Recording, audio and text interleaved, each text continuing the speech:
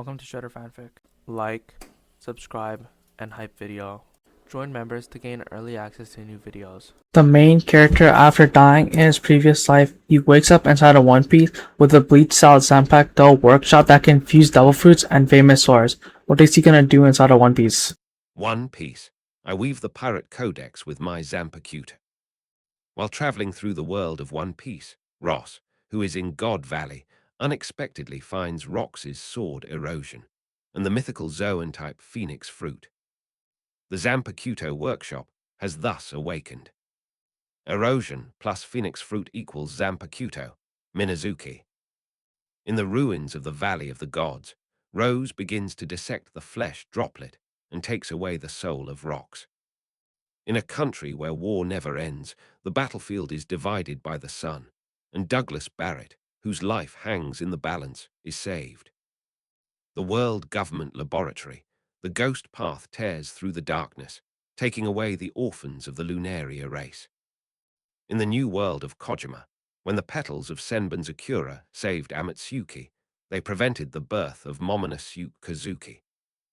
At the execution platform in Logtown, the terrifying phantom of the Blackwing demon descended to guide Roger's soul. Years later, when the shadow of the Gotai 13 looms over the Grand Line, Morgans called me the most dangerous partner, while Dorlag saw me as an ally who must be guarded against. Meanwhile, in Mary G. Wise, the celestial dragons had already spread the word about the bounty on the world's most dangerous criminal, far and wide. Above the throne in the sky, having put away his mirror flower water moon and flowing blade like fire, Ross looked towards the red line. 13 shadows slowly emerged behind him. Imsan. The death knell has sounded. Keywords: One Piece, Professional Shinigami, Zanpakuto, Devil Fruit Fusion, Rocks Pirates, Gotai 13. Main text. Chapter 1. Flesh Droplet Unlocked, Soul Burial of Locks. This is it. West Sea, Valley of the Gods. Rose, carrying the treasure chest, moved away from the central battlefield. After confirming that no one was around, he carefully opened the treasure chest in his arms. Inside, a devil fruit lay quietly, its shape resembling a green-skinned pineapple, its top stem and leaves replaced by burning blue flames. Bird fruit, mythical Zoan type, phoenix mode. Finally got it. The fruit of a mythical beast. Ross revealed an uncontrollable joy. Having transmigrated to the world of One Piece for over 20 years, the cheat abilities that belong to transmigrators have never awakened. Left with no other option, Rose had to find another way. By chance, he joined the Rocks Pirates, using this opportunity to plot to obtain one of the 9 mysterious devil fruits of God Valley. What a pity! It would have been better if it were in the form of a blue dragon. Just as Ross took the devil fruit out of the box, a wave of conquerors' haki collided and swept in from afar. Tursk, they've started fighting again. Just now, he witnessed Ima's arrival and saw Rox, Roger, Whitebeard, and others join forces to unleash a powerful attack. I saw the Rock's black tortoise suspended in midair. But none of that mattered to him. Ross only wanted to find a high-class mythical Zoan devil fruit. Infinite Fist Bone. Fire-type Kagutsuchi Aishi. 2 angry roars rang out from the center of the island, followed by a series of booming explosions.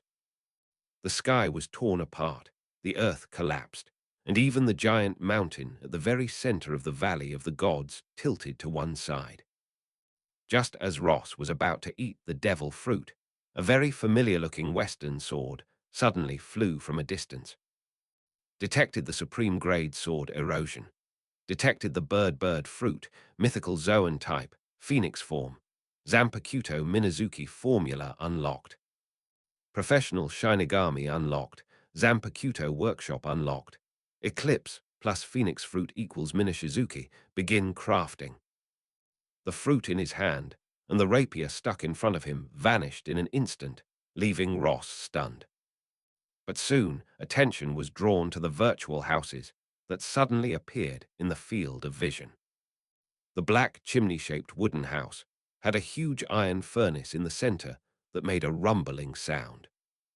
From the intensely hot furnace fire, Ross could vaguely see the two orbs of light enveloping the corruption and the devil fruit spinning and merging. And many more. He's already 25 years old, and his superpowers as a time traveler have only just awakened. Ross slapped his face a few times to make sure he wasn't dreaming, and then almost blurted out the elegant sea language. Rose occupation, Reaper. Abilities, basic swordsmanship, instant step, sword zen, soul burial, death god mark. Ritsu Anohana, armament haki, observation haki, conqueror's haki, swimming. Zanpakuto unlocked, Minazuki. Bleach, mark of the gods, Ritsu Anohana. Current resonance level, 1%. Imprint effect, bronze. Life perception, able to gain a clearer understanding of the state of life. Return path, healing ghost path. Kendo initiation, initial understanding of the Yacharao philosophy, swordsmanship training speed plus 30%. Shikai, unleashing the Zanpakuto to gain even greater power. You feel two completely different pulses emanating from this knife. The warmth of a mother goddess soothing life, and the icy chill of gazing into the abyss in return. As one of the three most famous anime series, Bleach was naturally something Ross, a time traveler, had seen. They now understand more clearly what Sister Hua's knife represents. He vaguely caught the Zanpakuto floating in midair. A purple scabbard, a dark red hilt. The instant the sword was drawn, countless memories flooded Ross's mind. The original Kenpachi, the great villains, Soul Society, the Gotai 13. The process of Sister Hua's battle, and her initial release. Without any release incantation, the thought of initial release flashed through Ross's mind. The armament haki hidden within his body immediately converged towards the Zanpakuto in his hand, and as the blade transformed into streaks of light, it flew towards the top of his head. In an instant, it transformed from a katana into a one-eyed manta ray. It really is a Zanpakuto. Ross gripped the slender blade, which had transformed back into its original blade form, and his lips curled into a wide grin, his expression one of pure ecstasy. Okay. Suddenly, a red light flashed in Ross's eyes, and he abruptly turned his head to the center of the battlefield. That is Ramble.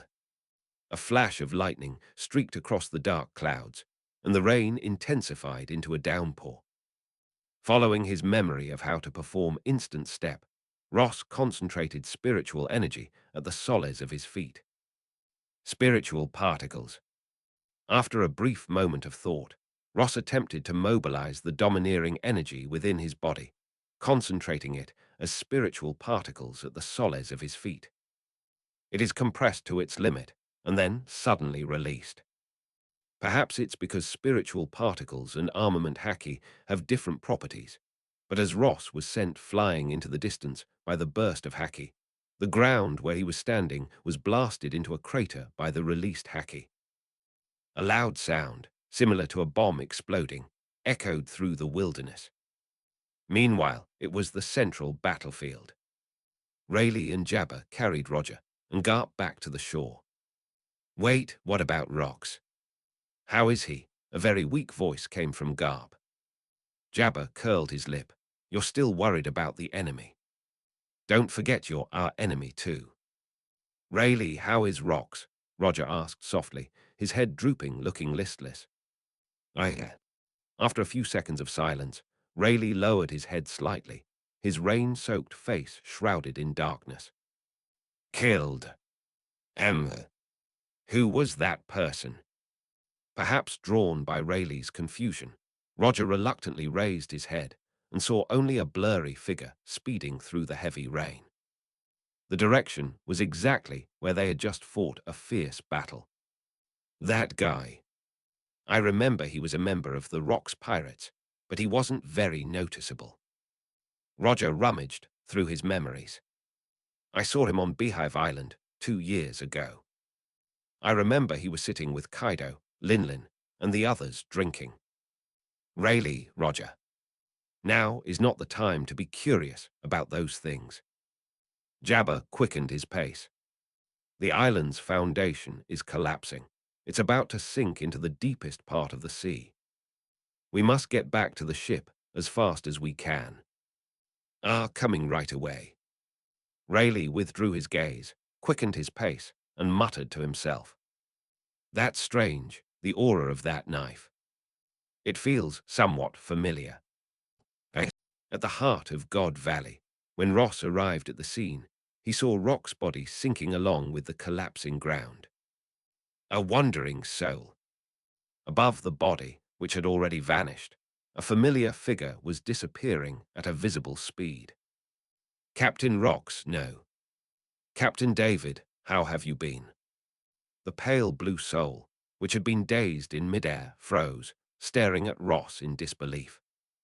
His lips kept opening and closing, and he was gesturing wildly as he spoke. Ross couldn't hear anything. I don't know if it will work, but soul burial is the Grim Reaper's job. Ross licked his lips, a glint of anticipation in his eyes. If things are really as I think, if that small workshop that makes Zanpakuto can truly represent. Page 2.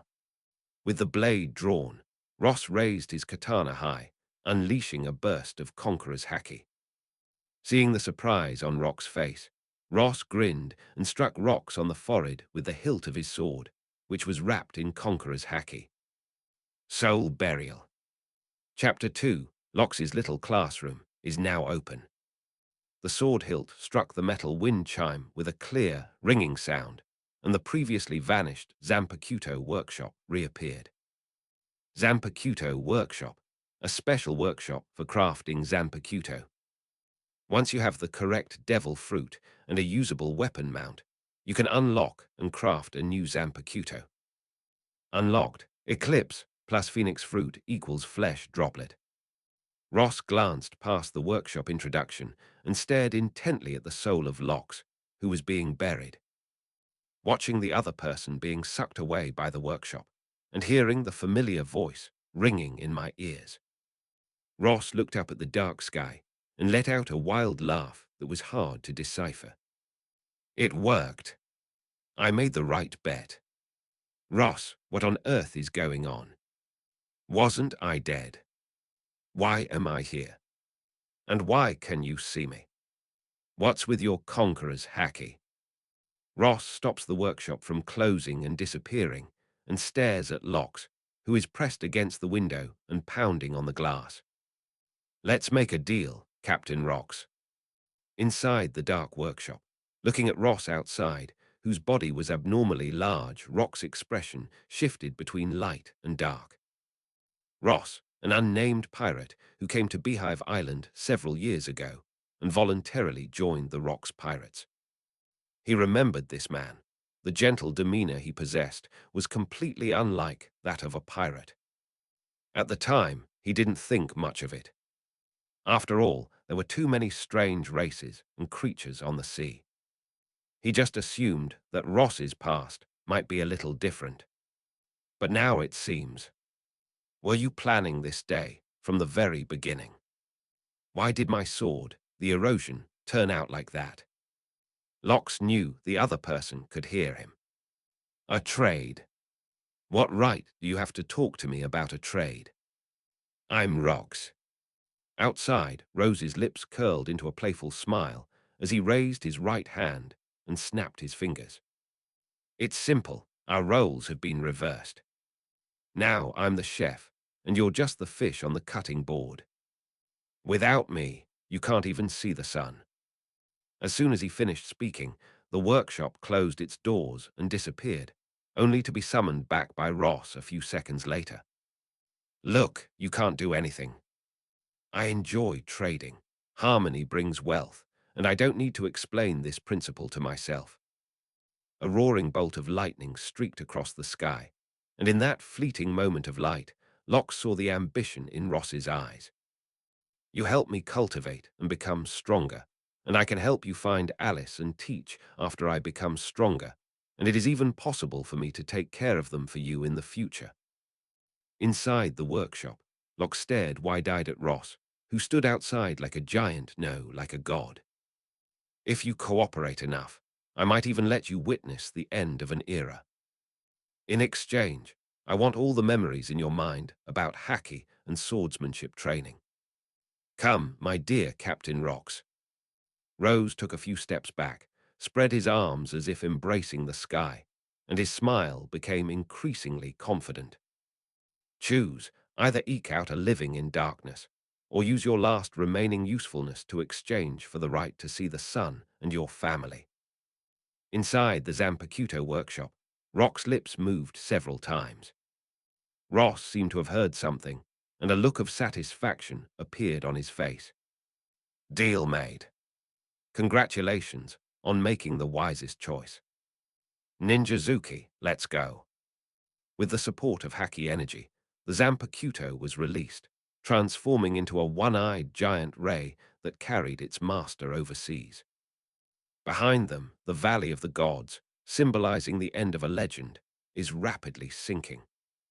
Lox, now you can get to work. I'm very interested in your swordsmanship. Several days later, on a small island south of God Valley. Equals Gar tilde tilde. After gliding across the azure sky, the messenger gull released several white cannonballs before landing, tilting its head to observe the human who was resting with his eyes closed, clutching a katana not far away. Gar tilde. Okay. Ross broke free from the world of swordsmanship and opened his eyes, an indelible weariness etched across them. He didn't know how Sword Zen worked in the Bleach anime.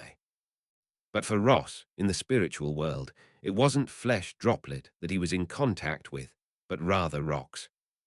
It's hard to say whether rocks acted out of spite or out of a sense of responsibility. In instructing Ross, Rocks was very diligent. You want to learn my swordsmanship, don't you? You want to get stronger, right? I'll teach you everything. Come, first feel the power of Lao Tzu with your body.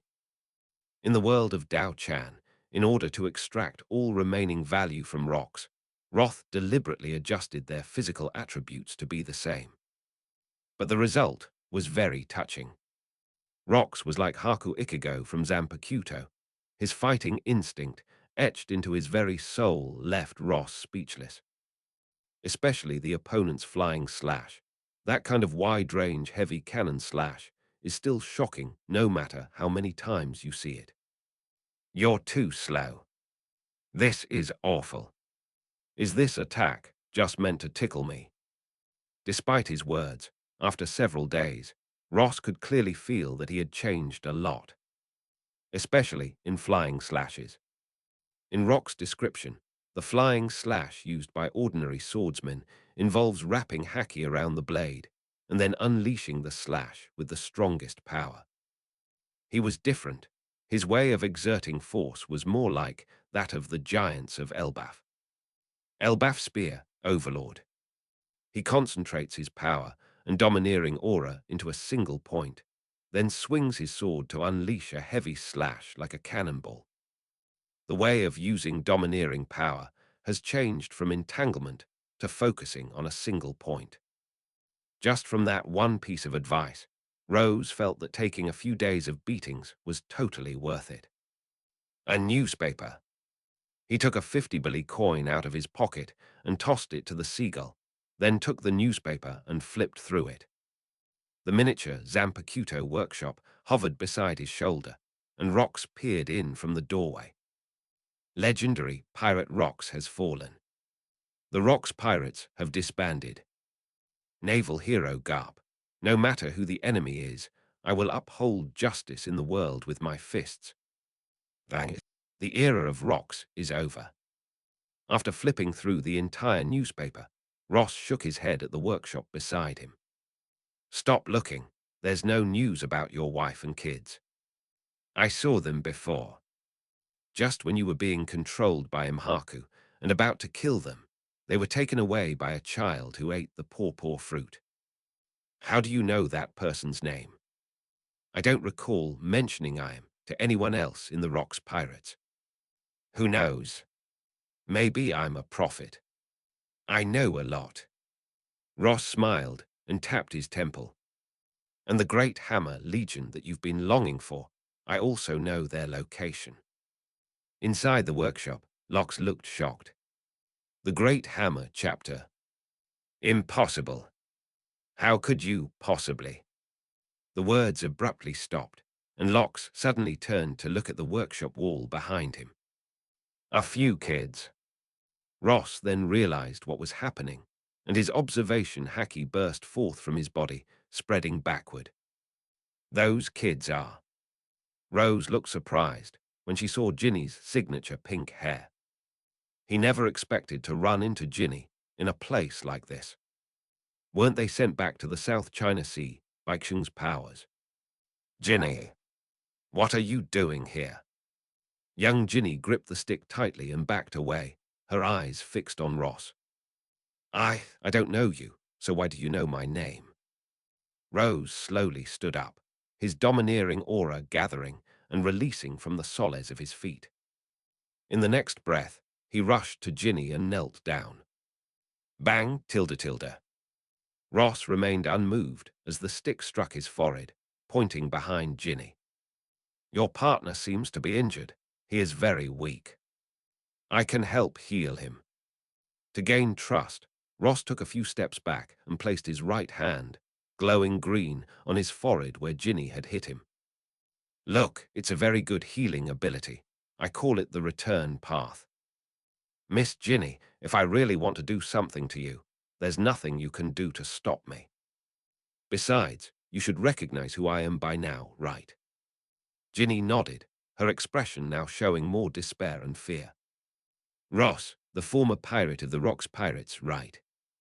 Chapter 3, A Fateful Encounter, Bear and Ginny Plus. The Big-Faced Monster. Regarding the tragic love story of Bear and Ginny, Ross, who knew the ending, felt that regrettable was not enough to describe it. The former was terrified because of the Bacania bloodline, while the latter mustered the courage to pursue it, but could never break free from the shackles imposed by the Bacania bloodline.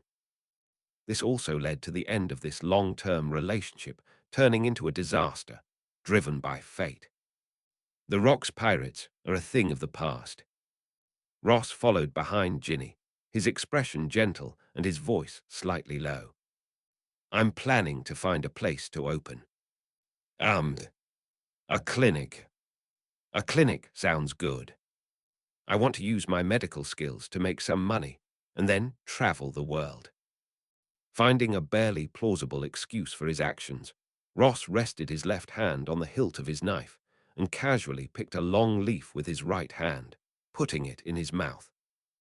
If you have nowhere to go, you can come work at my shop.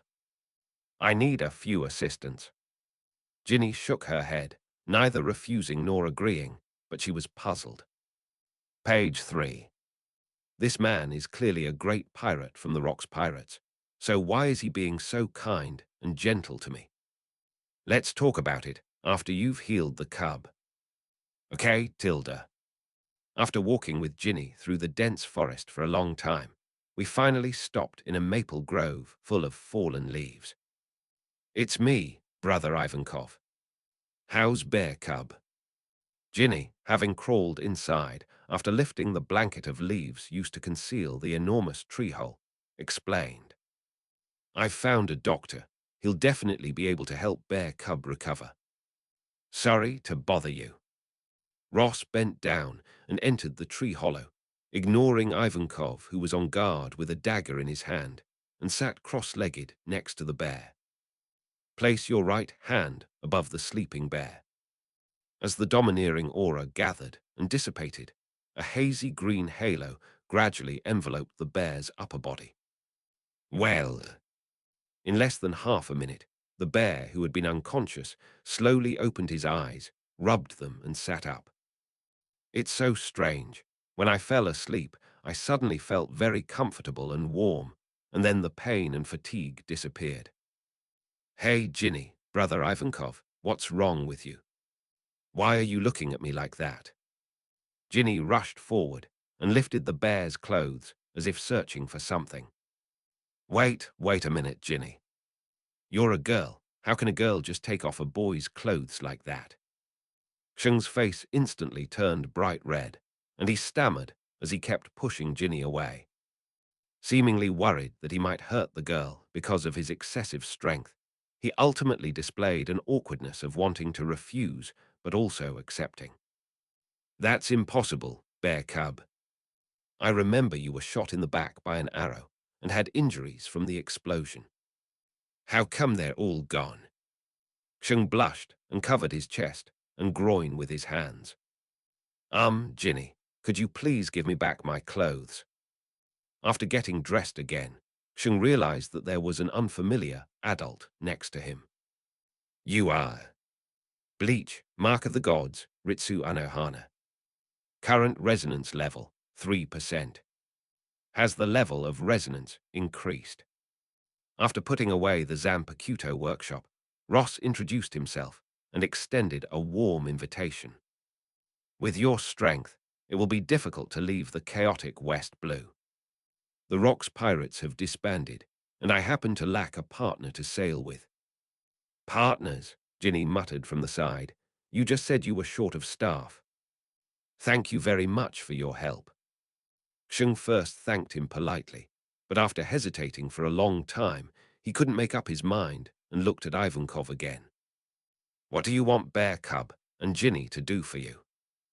Ivankov pulled the two behind him and picked up a nearby stick as a precaution. As the oldest child here, he must protect Bear Cub and Ginny. We're just kids. Even if Bear Cub ate a devil fruit, there's absolutely no way he could help you. No. You underestimate your potential. Ross moved back, leaned against the wood, and smiled. Ivankov's face and body were reflected in his deep brown pupils. A few days ago, I landed on the island with the Rock's pirates. Unlike them, my goal is to eat a devil fruit and become stronger. But unfortunately, the path to becoming stronger may have changed. We can talk about these things another time.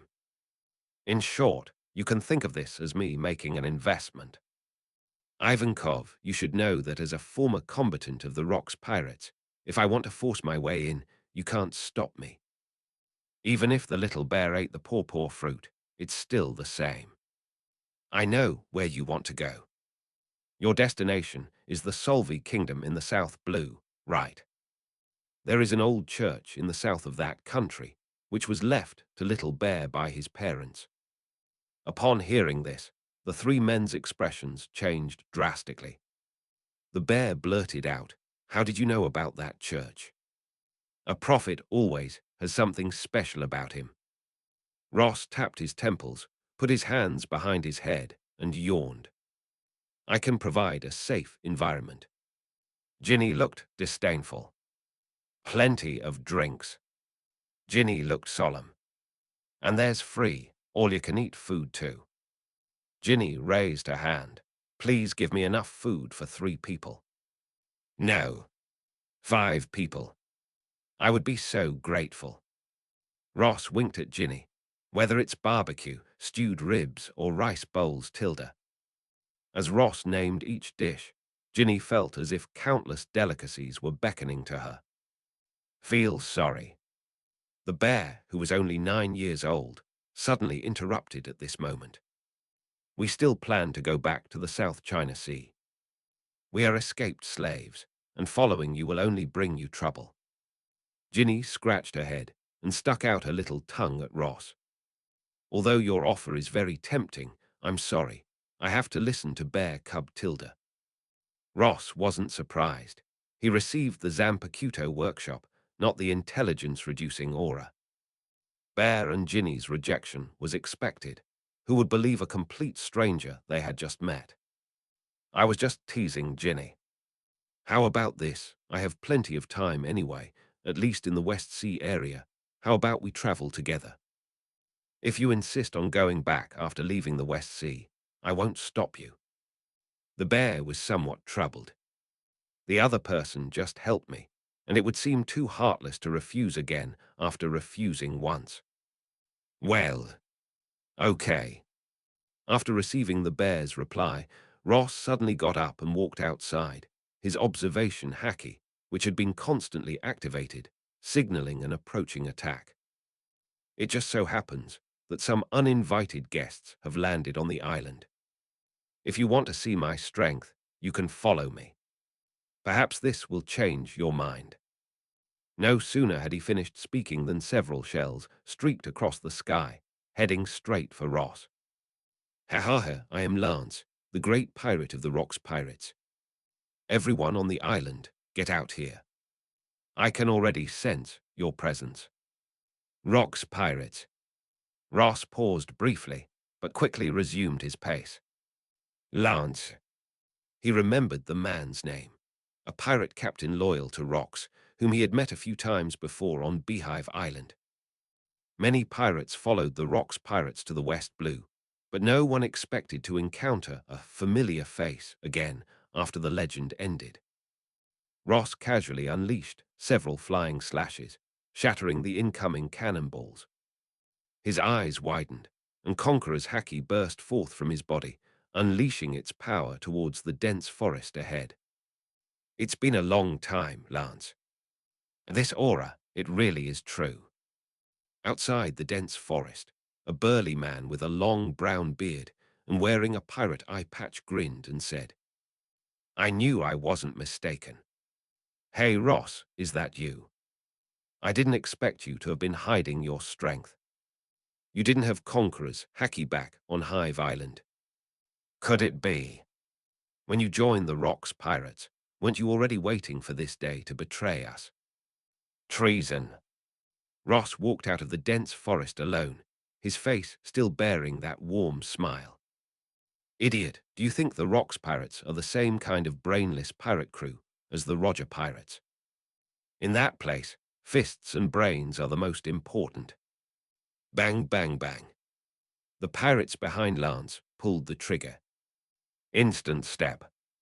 The overwhelming power, erupting from beneath his feet, shattered the ground. Rose, having dodged the barrage of bullets, instantly appeared in the crowd and unleashed a horizontal slash.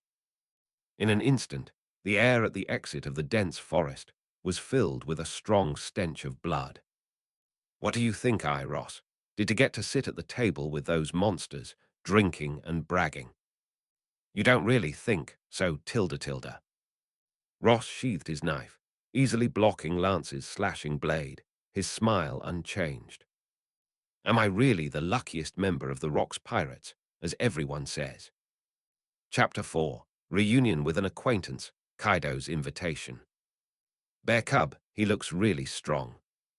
Ginny seemed to be thinking of something, and wiped the drool from the corner of her mouth. If all else fails, let's have a good meal first, and then you can use your abilities to make a run for it. Ginny, that man is a pirate. Before Xiong could speak, Ivankov answered first, his brows furrowed, looking as if the situation was very serious. We cannot gamble our uncertain future on something like this. But Ginny scratched her head, glanced cautiously at Ivankov, and whispered, I always felt that he didn't mean any harm.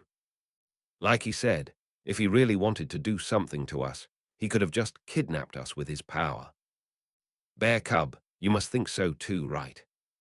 Although it was a question, seeing Ginny squinting at him, Xiong chuckled and waved his hand. I don't understand these things, but Ivankov is right. We can't just trust a stranger. Seeing Ginny puff out her cheeks, Bear quickly changed his tune. But Ginny has a point. That man is a pirate from the Rocks Pirates. If he really wanted to do something to us, he would have done it already. Ginny nodded in satisfaction. That's more like it, little bear. Hearing these words, Ivankov sighed. He understood such a simple truth. Understanding is one thing, believing is another. Page 4. Just as they hesitated, the oppressive aura of Conqueror's Haki once again emanated from the distant battlefield. That man is very strong. Ivankov, who was nearly blown away, clung to the tree trunk, his face covered in sweat. As a rabbit in the God Valley hunting game, he witnessed the battles of the pirates during his escape. Especially that pirate named Rox. He remembered the terrifying power of that sword that could tear the earth apart with a single strike, no matter how much time had passed. Meanwhile, the battlefield. Ross slashed Lance away with a single sword strike, and the Conqueror's Haki he unleashed at full power slowly gathered on the blade. Hey, Lance!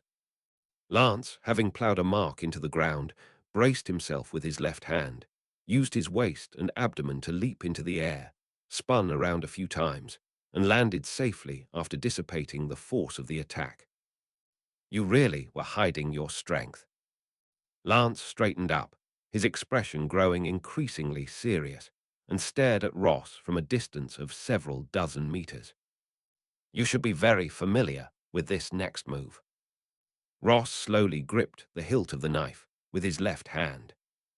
The Conqueror's Haki and Armament Haki did not stop at the stage of entanglement, but instead gathered together at a visible speed. This is... Wait a minute. Lance's expression suddenly changed drastically, as if he had just realized something. Captain Rox's moves. You know, a sword is definitely stronger when held with both hands than with one hand. Ross gripped the sword with both hands and raised it high above his head, and the previously crackling, imposing lightning suddenly fell silent. Lance, who witnessed this scene, swallowed hard and subconsciously took a half step back. Hey, are you kidding me? Why do you know Captain Rock's moves? Ross's lips curled up, his smile now tinged with a hint of mockery. You ask me why. Just feel it with your body. As soon as he finished speaking, he gripped the knife and slashed down fiercely with both hands. Escape. If we don't run away, we're doomed. How could I possibly die in a place like this? Just as Lance, terrified, turned and fled in a panic, the tip of Minashizuki's blade pointed directly at the ground. Boom! A tremendous force extended to the ground, and a giant air shield that was completely different from ordinary flying slashes flew forward. This is clearly a Rock's ship. Lance's screams abruptly ceased, replaced by the cracking sounds of bones breaking and screams of agony. As expected, when it comes to being a master teacher of the ocean, you're still the best, Rox. Behind Ross, in the void within the Zanpakuto workshop visible only to him, Rox gave a soft hum in response. Bleach, Mark of the Gods, Ritsu Anohana. Current resonance level, 5%. I knew it smelled familiar. Ross, what are you still doing here? That sound is... Ross instinctively looked up at the sky. But then came gasps of surprise from Ginny, Xing, and the other two behind them. What a huge dragon. Bear cub, this thing would be absolutely delicious if skewered and grilled. Ivankov quickly covered Ginny's mouth and awkwardly laughed at the dragon head that was looking in his direction. Shut up, Ginny. This guy is a member of the Rocks Pirates. Have you forgotten the information you gathered? The back of the knife from the knife tapped lightly against his shoulder, while Ross placed his left hand above his eyes, level with his brow. Oh, it's Kaido. Those kids are my future partners. Heh, you haven't changed a bit. The cyan dragon crashed into the ground, but just before landing, it transformed into a 7-meter tall man. I'm planning to form a pirate crew that talks the talk, walk the walk. Join my pirate crew, Ross. Oh, congratulations. Ross responded casually, picking his earwax as he walked toward where Ginny and the others were. I'd rather not. I'm used to being free. Asking me to join in or anything like that. Kaido, Will you let me be your captain? Kaido immediately shook his head. How could that be? I'm the captain. Rose flicked away the earwax, shrugged, and sheathed his sword. Look, this is why I'm not joining. I plan to go back to Beehive Island. That traitor Wang Zhai is not worthy of being the master of Beehive Island. Wang Zhai. Kaido's eyes darted around, and he took 2 quick steps, a wicked smile suddenly spreading across his face. That's what I was thinking too. How about we join forces? There is a lot of Locust's treasure hidden on Beehive Island. We'll split it 50-50, and you can have the island. I need money right now. Hey, don't pretend you didn't hear me, you bastard. Bang! The spiked club slammed into the right hand, which was wrapped in armament haki. With a powerful thrust of his upper arm, Ross slightly moved the spiked club away. You're not like that idiot Lance, are you, Kaido? If that's really the case, I'll look down on you. I'm not Lance. Boom!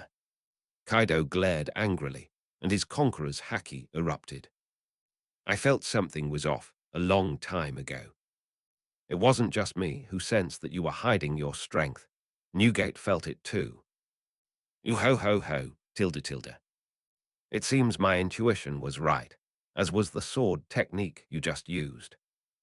That's Rock's signature sword technique. Where's Rock's? Could that guy still be alive? Alive?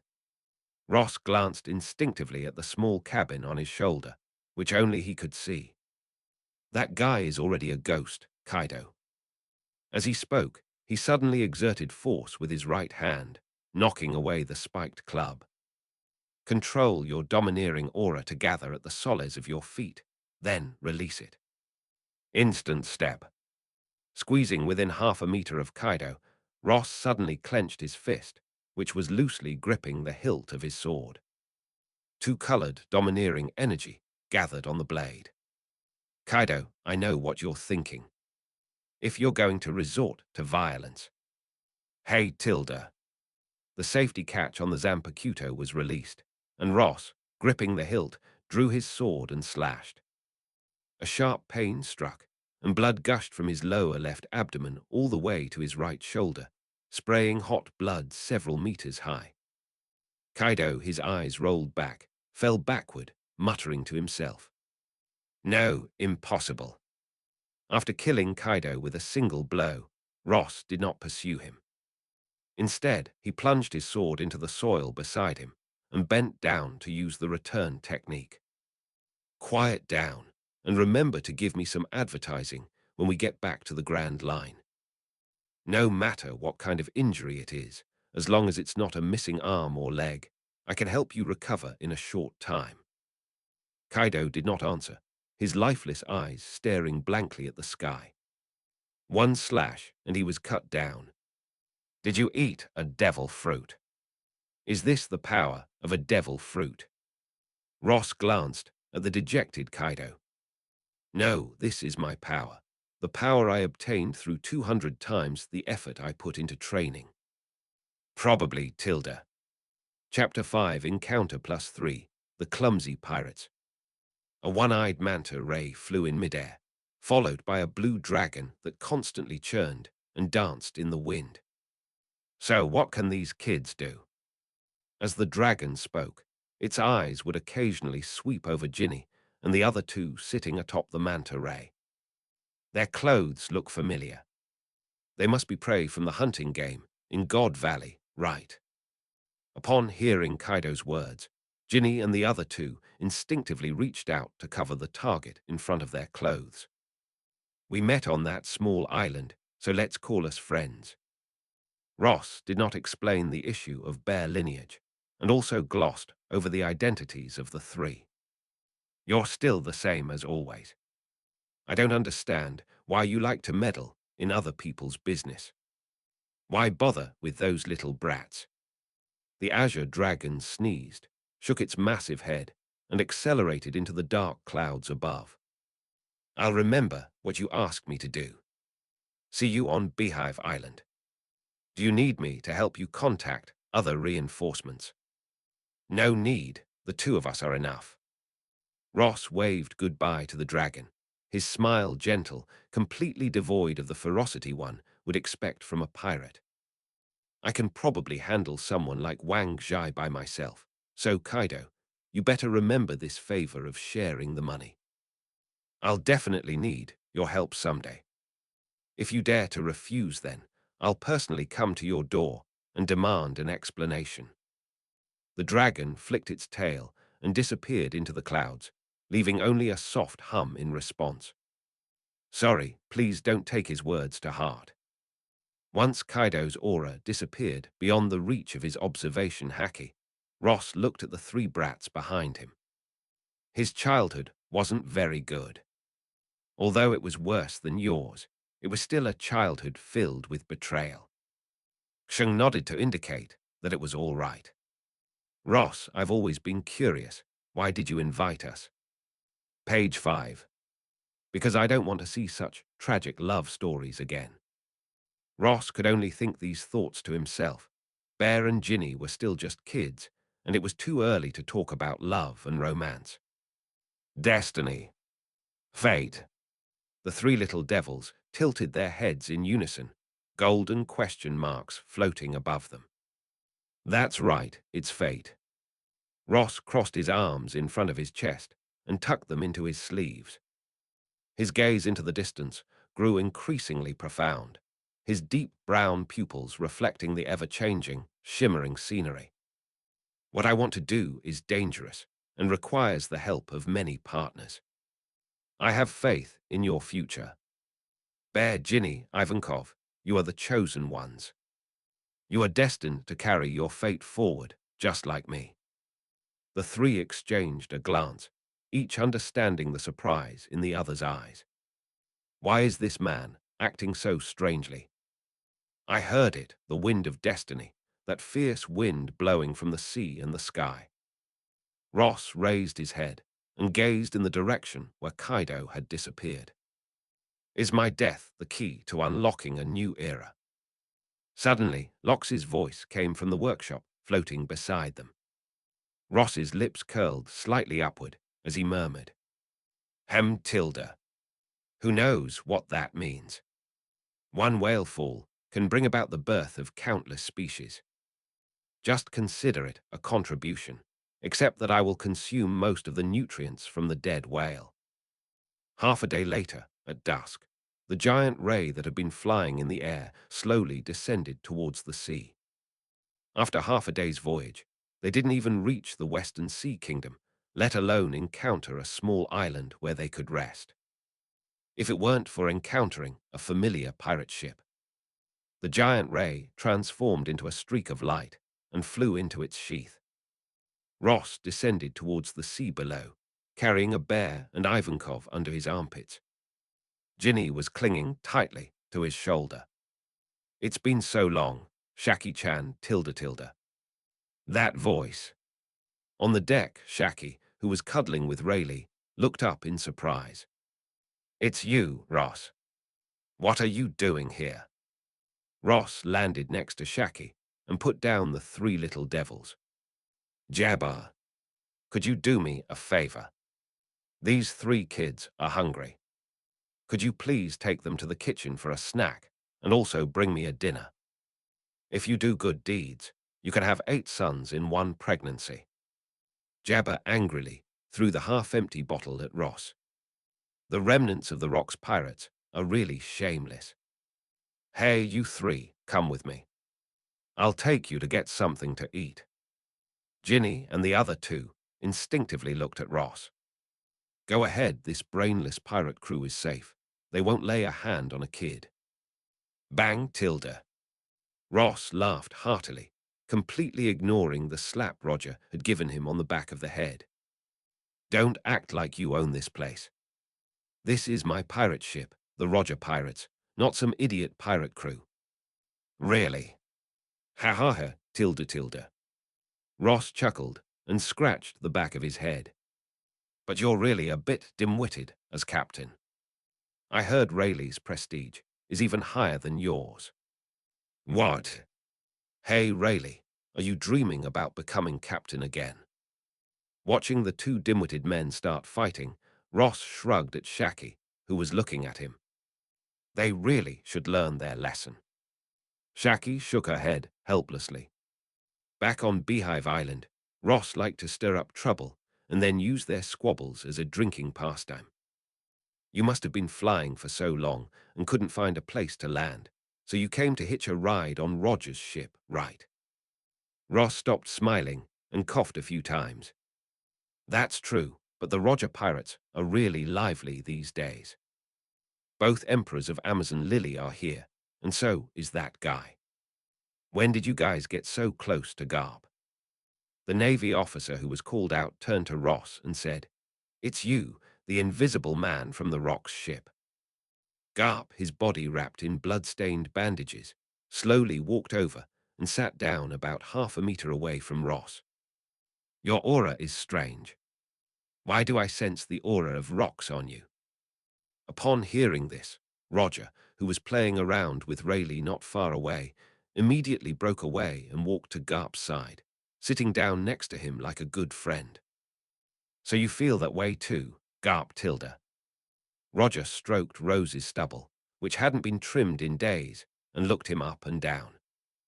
He had the same feeling, but unlike Carp, he also heard some strange, yet somewhat familiar, voices coming from this man. Just like rocks. Ross remained unmoved. Perhaps Rocks can't bear to leave this sea, and even after becoming a ghost, he'll still haunt me. Upon hearing this, Roger's previously serious expression instantly turned into a deadpan one. "Hey, you bastard, don't joke about the dead rocks." Ross put on an innocent expression and let out a long, helpless sigh. "What's wrong with this ocean? To be honest, nobody believes it. Roger, how about we make a deal?" Ross put on a smiling expression, took the initiative to change the subject, and replied after activating his domineering aura. "Your injury is preventing you from attending the banquet later, right? I can help you recover. The price, well, in the future, I might need your help with something small, something you can do for me without going against my will. How about that? Of course, since it's a transaction, it's entirely up to you. Whether you agree or not is up to you." Chapter 6, Shank's Milk Flavor Version. That night, the Roger Pirates, the stern of the Oro Jackson. The lively sounds of the banquet at the bow of the ship carried far. Garp rested his hands on the stern railing, gazing at the dark sea. The bandages that had been wrapped around his body were gone, and his bare upper body showed no signs of injury. Da da da. The sound of boots treading on wooden planks slowly approached. Roger approached, carrying 2 bottles of liquor. After handing one to Carp, he leaned against the railing and asked in a low voice, "Garp, what do you think? Is Ross's healing ability a devil fruit power?" Recalling his earlier probing, Garp took a sip of his drink and shook his head.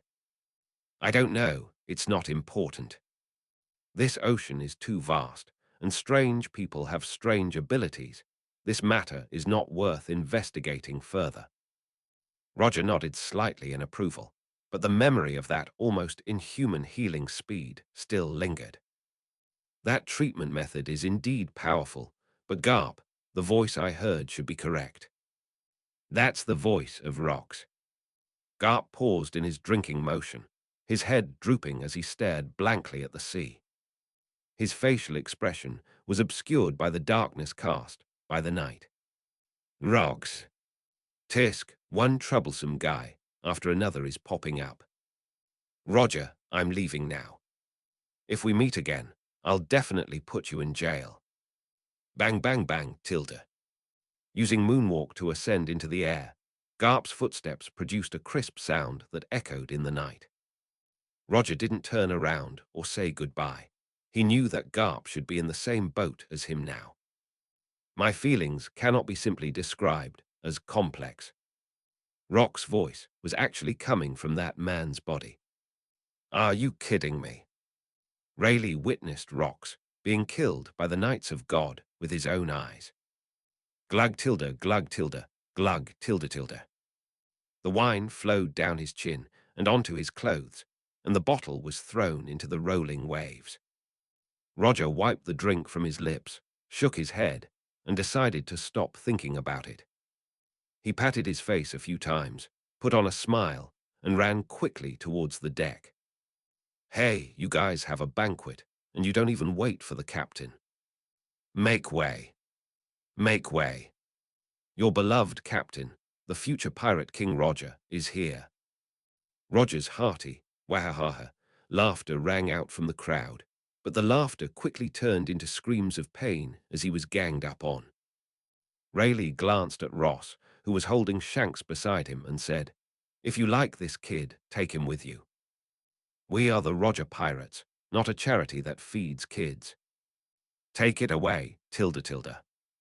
Ross looked down at Shanks, who was fast asleep sucking his thumb, his eyes filled with tenderness.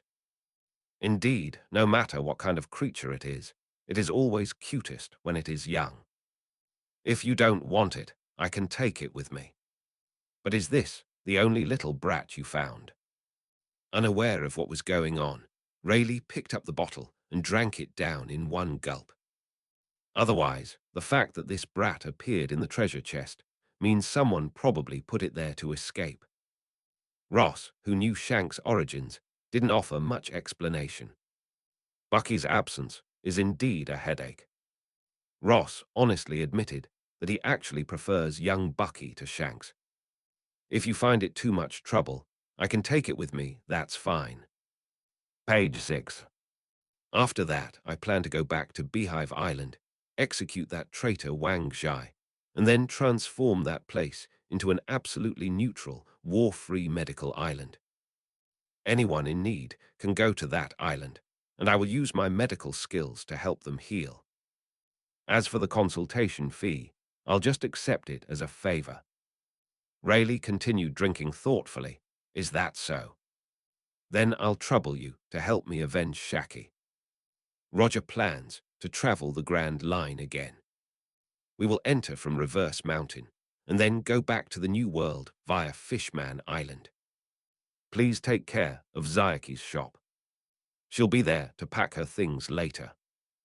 Ross handed the sleeping little Shanks to Ginny, who was eagerly waiting beside him, and smiled in agreement. Hey, bear cub, he's so cute, tilde tilde. Ginny carefully bent down and smelled the milky scent emanating from Shanks. Tilde, this smells so good. You can come to me if you need anything in the future.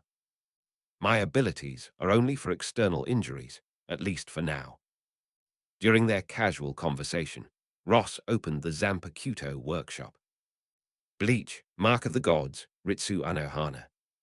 Current resonance level, 17%. As expected, prices went up.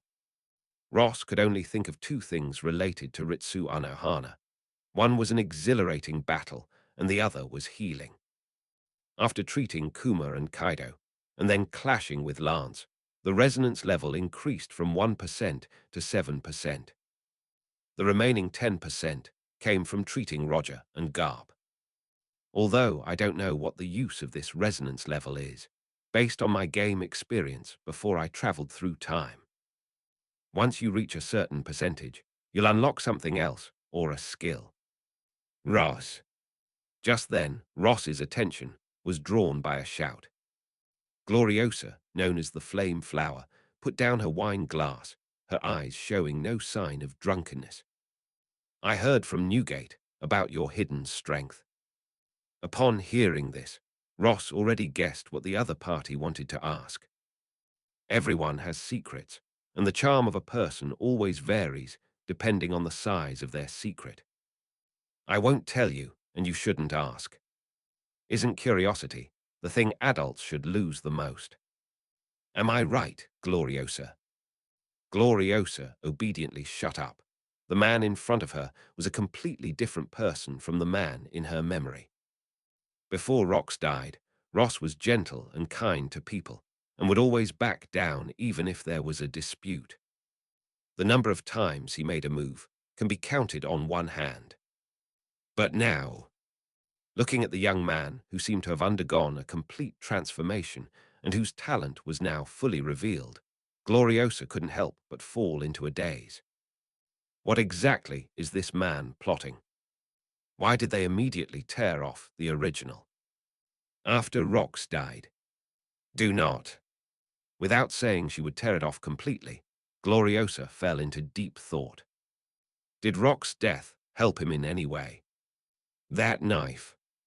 Never mind. The questioning abruptly ended, and knowing that the other party would not answer, Gloriosa simply stopped talking. Roger, let's get married. Hey. Roger turned and ran as soon as he got close. Hey, Gloriosa. Don't cling to me. A woman like you who randomly showers me with affection is too dangerous. Hey. Another few months of sailing. End of 1484 in the Heian calendar. Whether it was because too many people died in God Valley or because of the fall of rocks, the temperature in the West Sea this winter was unusually low. On the first day of December, a heavy snowfall quietly descended. Standing on the side of Oro Jackson's boat and looking down, you can still see the thin flakes of ice colliding on the sea surface. Are you sure you're okay with getting this far? West Sea, Ahara West Coast. Delivering it here is enough. After disembarking, Ross, standing on the shore, turned around and waved goodbye to Roger and the others. Ross, why don't you just join us? Rayleigh, with his arm around Shaki, said half-jokingly. Your current strength is still somewhat inferior to mine and Roger's, but it's better than Jabba's. Bang! Jabba! What are you doing, you bastard? After being kicked into the sea by Jabba, Rayleigh was furious and drew his sword. Get down here.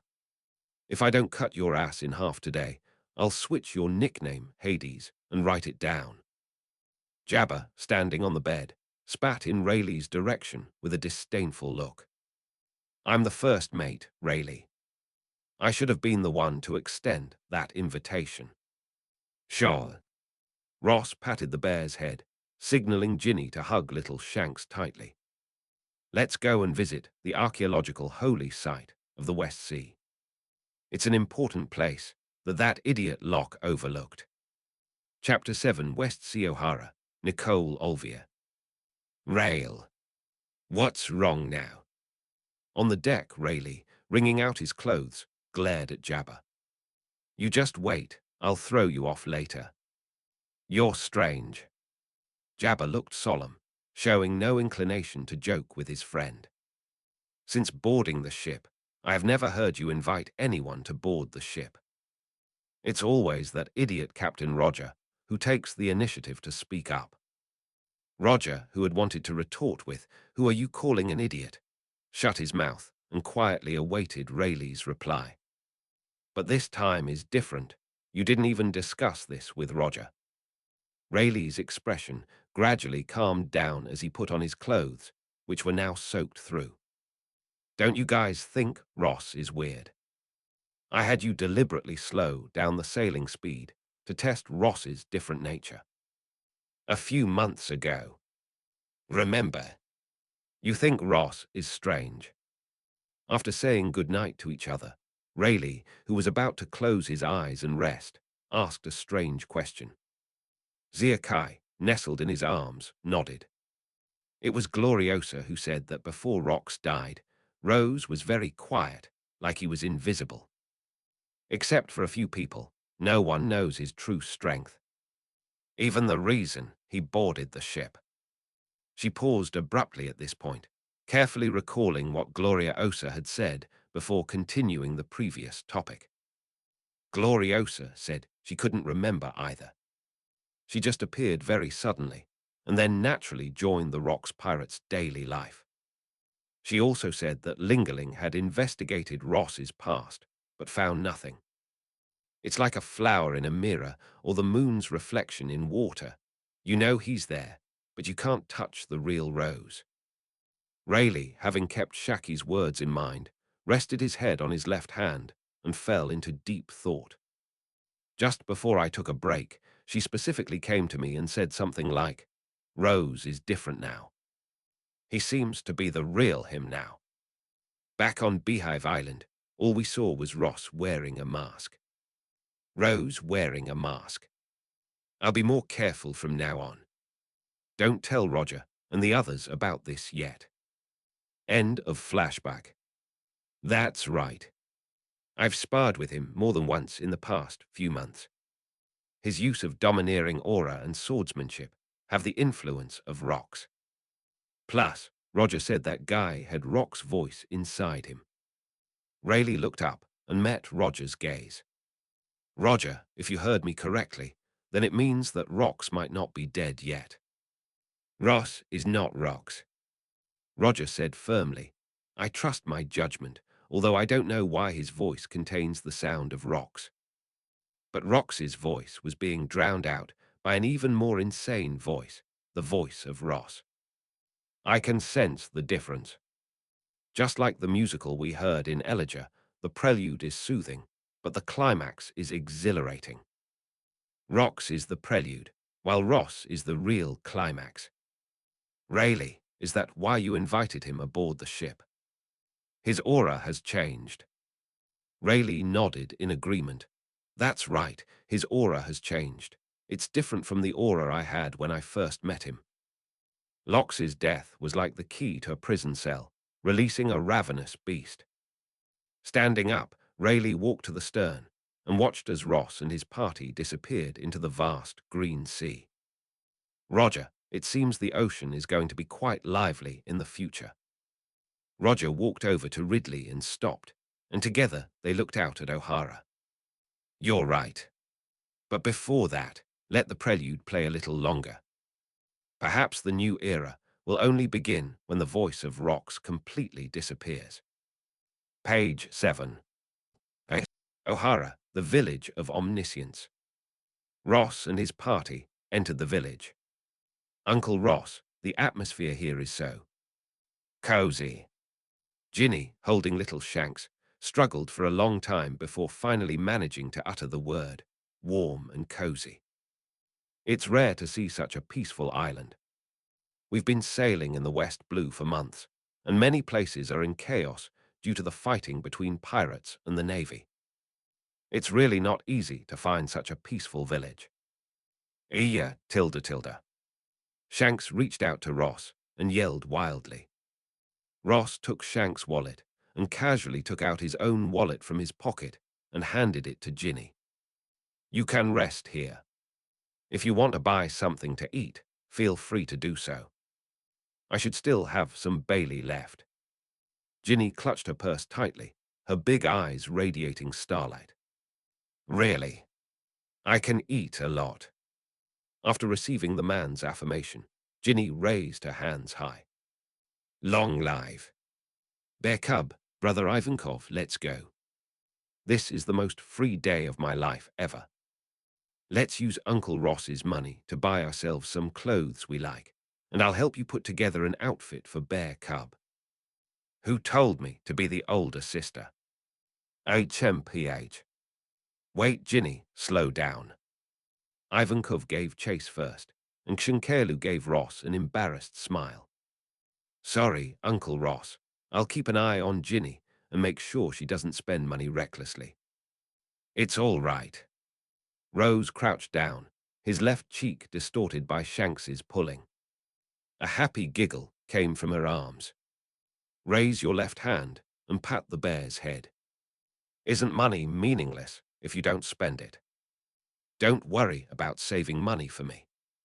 If you're short of cash, just borrow some from your colleagues. Without giving the bear a chance to continue speaking, Ross turned it around and gave it a light kick in the butt. All right, go play now. You're not a slave anymore. You're a free little bear.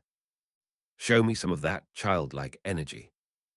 I'm off then. Ginny, big brother, wait for me. Watching Shinkaiksin run away into the distance, Ross inexplicably felt much better. Shanks, you also think this scene is beautiful, right? Yet Tilda giggle. Let Shanks twist his face until it was deformed. A red glint flashed in Ross's eyes, and he turned around and strode quickly toward his destination. I wonder when I'll be able to find your best buddy again. I'm really looking forward to it, Tilda. The Tree of Omniscience. Half an hour later, Ross finally arrived at the library he remembered. Looking up at the enormous canopy of the omniscient tree, Shanks' expression was just like the man's. Widen your mouth and eyes. What a magnificent tree, /eek. You are passengers. The library door opened from the inside, and a young girl with long, white hair that reached her waist asked curiously, "Nice to meet you, I'm Ross, and this is Shanks."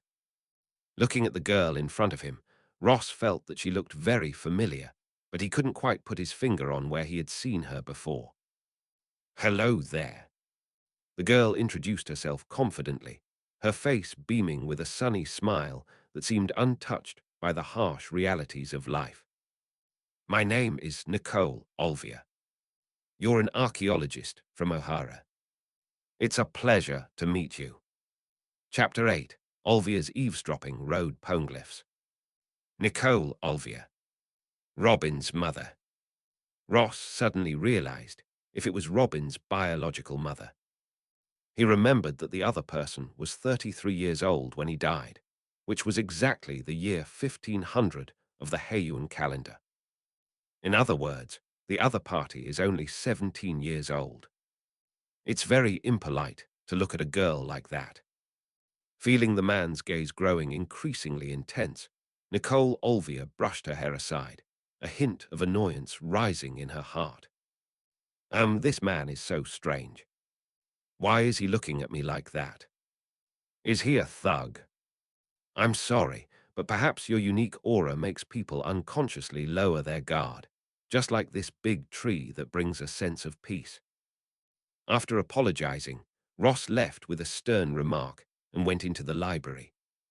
Nicole Olvia stepped aside, muttering, "HMPH tilde a smooth-talking man." Just as I was about to leave, my eyes suddenly started to move. No, I have to keep a close eye on him. If he's a bad guy, Doctor, Clover will be in danger. Finding a reason to satisfy her curiosity, Nicole Olvia sneaked back into the library like a thief.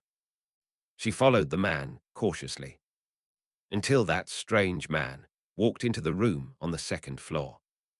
"How, Olvia, weren't you going back to cook?" When asked by a passing colleague, Nicole Olvia quickly raised her index finger. "SHH tilde. I'm monitoring that man. If he's a bad guy, wouldn't Dr. Clover be in danger? This is for the doctor's safety." "Really? Then I'll leave it to you."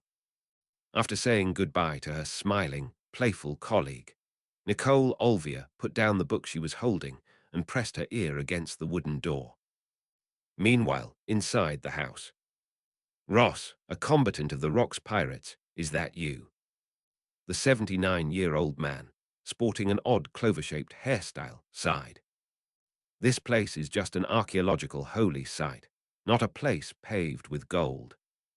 Why would a notorious pirate come here? If you're thinking of robbing us, you'll be disappointed. Our greatest wealth is these books and knowledge." Ross first placed Shanks in piles of books, letting the little guy crawl around inside, pushing him like Godzilla into a book tower. After Clover brewed the coffee, he walked to the desk and sat down. "That identity is a thing of the past, Doctor Clover. Now I am just a traveler, and O'Hara is my last stop in the Western Sea." Ross took a sip of the cheap coffee that had no sugar cubes or milk and responded with a smile. "I just wanted to see this legendary tree that is said to have recorded countless pieces of knowledge." Clover sat in her chair and wiped the water off her hands with a towel. "When did pirates start liking to read books? If that's really the case, the future of this sea is in danger." Ha ha, tilde tilde. Outside the door, Nicole Olvia, who could only hear hearty laughter, was somewhat anxious. Tilde, doctor. Clover is really something. Why did he make the door so thick? I can't hear anything at all. After a few seconds of thinking, Nicole Olvia swallowed hard, held her breath, and carefully pushed the wooden door. I'll just open a tiny crack. Yeah, it's just a little bit. It'll definitely be fine. Just as the door was pushed open a crack. Doctor. Clover, I am very interested in the historical inscriptions left from the past. In fact, I have studied them before. But the text on it cannot be deciphered. Historical text. Isn't that the huge rock in the basement? Nicole Olvia's expression changed slightly, and she quickly squatted down, peering through the crack in the door. I have searched in the libraries of other kingdoms along the Grand Line, but I have not found any information related to this. Seeing the old man in front of him looking indifferent and drowsy, Ross wasn't in a hurry. They casually dropped the bomb. Oh, right. I also found a few stone tablets in the New World that are different from those black and blue poneglyphs. They're red, and I think they're called. As Ross sensed the old man's breathing becoming rapid, a slight smile appeared on his lips. I remember it was called something like road sign history text. I think that's the name. Bang! The door was pushed open forcefully, startling Dr. Clover, who had been pretending to be indifferent. What happened? What did you just say you discovered? Olvia ran into the house, grabbed the man by the collar, and glared at Ross with burning eyes. The red historical inscription, stone tablet. Ross patted the girl's small hand, which was gripping his collar tightly, and said, feigning helplessness, Miss Nicole, eavesdropping on other people's conversations is not a good habit. Olvia then realized her impulsiveness. Her face flushed red, and she stammered for a long time, not knowing what to say. All right, Olvia, close the door first. Squeak tilde tilde, bang click. The door was locked from the inside. Olvia hurriedly pulled up a chair and sat down, looking like she had no intention of leaving. Page 8. Seeing this, Clover didn't say anything more and could only look at Ross with a complicated expression. I didn't want to talk about this, but could you describe in detail what that red stone tablet you mentioned looks like? Ross described it with exaggerated gestures. It is indestructible, square, and engraved with incomprehensible characters resembling chicken claws. It is indeed the historical inscription, stone tablet. Clover stroked his beard and pondered for a moment. Are the Rocks pirates also studying history? Inside the Zanpakuto workshop, which was suspended to the side, Rocks sat cross-legged at the entrance, eavesdropping with his arms crossed. Doctor. Clover, don't you know Captain Rock's real name? Real name. Clover didn't understand why the other person was asking that question. David D.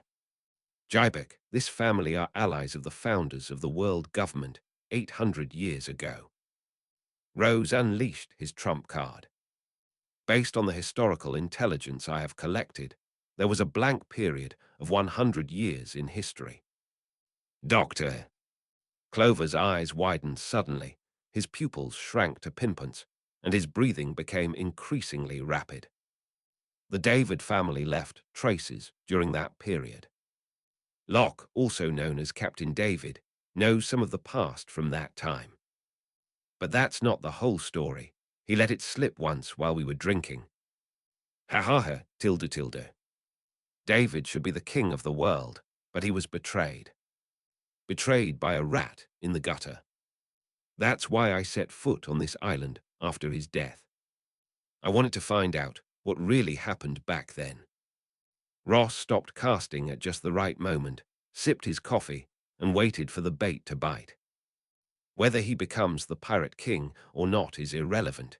He can do without the road poneglyphs, but he absolutely must have them. And Olvia, who is currently studying the poneglyphs, is the best choice. If I can get her on board, no matter which direction we go in the future, at least I'll have more options. Those stone tablets should record a more detailed history. If the omniscient library has this knowledge, we might be able to discuss future cooperation. Chapter 9. At this moment, the girl's blush surpassed everything. In the afternoon, at the O'Hara Library, the door opened and Dr. Clover, with a sincere smile on his face, was the first to step out of the wooden house. Then it's settled, Mr. Ross. We'll have a meeting later to decide who will accompany you on your journey to the Grand Line. The imprint of that thing is urgent. If we can decipher the contents above, we might be able to find out what exactly happened during that period. Ross tucked the sleeping shanks under his clothes and nodded with a smile. I will stay on this island for a few days. However, you better decide on a candidate as soon as possible. There are still things waiting for me to handle in the new world. Clover patted her chest confidently, assuring Ross not to worry. Doctor, I'm in charge of showing Mr. Ross around O'Hara.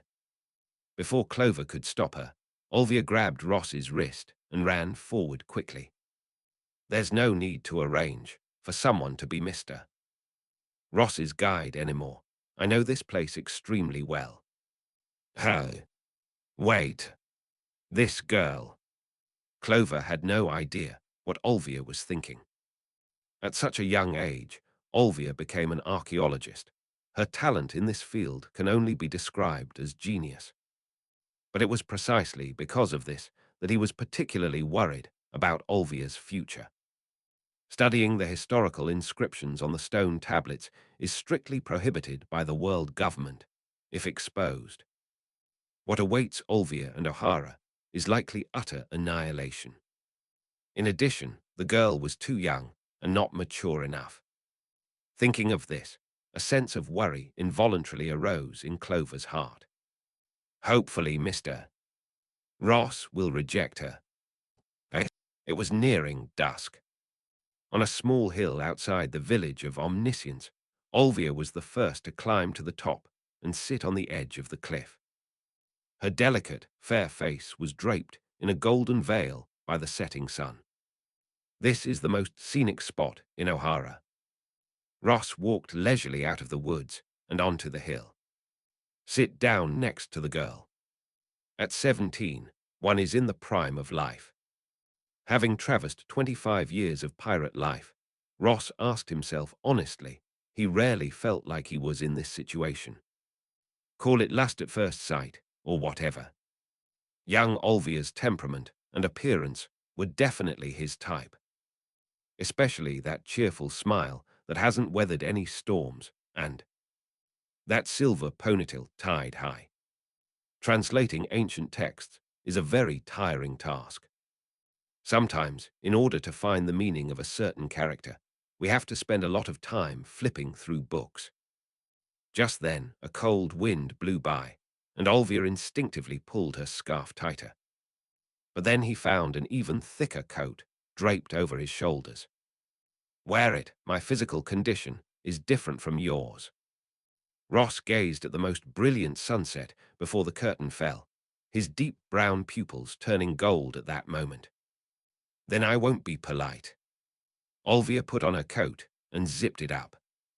The pretty face that had turned away gradually took on a rosy hue, whether from the setting sun or from Ross's thick coat. This is my dream. I want to learn how all ancient scripts are arranged. Then I'll uncover the blank 100-year history so that everyone on the high seas can know what happened back then. Hey, Mr. Ross. Olvia rose to face the man, kneeling on the grass with her legs in an M shape. His young face was full of excitement. Take me with you. I want to see that unique historical inscription on the road sign you mentioned. That must be an amazing ancient script. I definitely wouldn't be able to find it if I went out to sea by myself. And even if I did, I wouldn't be able to interpret it properly because I don't have the power to do so. But it'll be different if I'm with you, you see. The girl's reflection, moving her fingers in calculation, was etched in Ross's pupils. At that moment, the rosy glow on the girl's face was more beautiful than any scenery in the world. At least that's what he thinks. I recognize some ancient scripts, but you lack archaeologists who can decipher the historical texts. Me, Nicole Olvia, I'm the brilliant archaeologist of O'Hara. Seeing the girl raise her head, looking proudly naive, Ross couldn't help but smile. Really? But your family. Before he could finish speaking, he was interrupted by Olvia, who was becoming increasingly excited. I only have one younger brother. Oran has grown up too. He can take care of himself. I wouldn't mind taking you along, if you can convince Dr. Clover. Ross couldn't resist any longer. He reached out and touched the girl's face, removing the bits of grass and dust that were tangled in her hair. As the face of the opposite sex drew closer, Olvia froze completely, all the excitement in her mind vanishing. They couldn't even control their breathing. As for what the man said, Olvia, Olvia. Seeing the girl's face getting redder and redder, Ross felt a little strange, so he lifted her bangs and gently touched her forehead. Oh no, your face is burning hot. Did you catch a cold and get a fever? No, no. Olvia suddenly stood up and ran back the way she came. I suddenly remembered something's wrong at home. Mr. Ross, I need to go home first. I'll come to your hotel tomorrow morning to find you. Oh yes, you're slow. Before she could finish speaking, Olvia had already rushed into the forest, leaving only Ross's muttered farewell to the setting sun. What's wrong with her? But the sunset here is really beautiful, Tilda. Eh, The next morning. Hey, little bear, hurry up and bring over the baby supplies we bought yesterday. Ugh, it stinks. Shanks smells nice, so why does his poop smell so bad? Ugh. Hey, why is there an extra piece of meat here? Ginny, I can handle this. You just need to get out of here. Shung's panicked voice rang out. Okay, okay, I'll handle it. You hurry up and prepare breakfast. Hearing the noise from the next room, Ross snapped out of his reverie, opened his eyes, and yawned. Good morning, Rox. I don't need to sleep. Inside the floating Zanpakuto factory, Rox stared thoughtfully at Ross. So, you're saying that what I missed were those ancient historical inscriptions on stone tablets. Ross, have you forgotten something? I'm a member of the David family. I know more than you do, though not everything. No, there may be some things you know that I don't, but there are things I know that you definitely don't know. Ross got out of bed, a playful smile on his face. Are you kidding me? Before he traveled through time, One Piece was already in its final arc. Page 9. The Bloodline War has turned into a battle of gods, with I am personally joining the fray. Even if Lox knew a lot, it was mostly just stuff that circulated within the David family. For example, how Davy D. Jones was betrayed back then. Ross wasn't curious about that. What he was curious about was the source of Ima's power. Although they haven't faced off against Im yet, given the current situation, it's only a matter of time before they meet. He was unwilling to be a lackey of the heavenly dragons, and Im could not allow himself to become the sole ruler and then divide his power.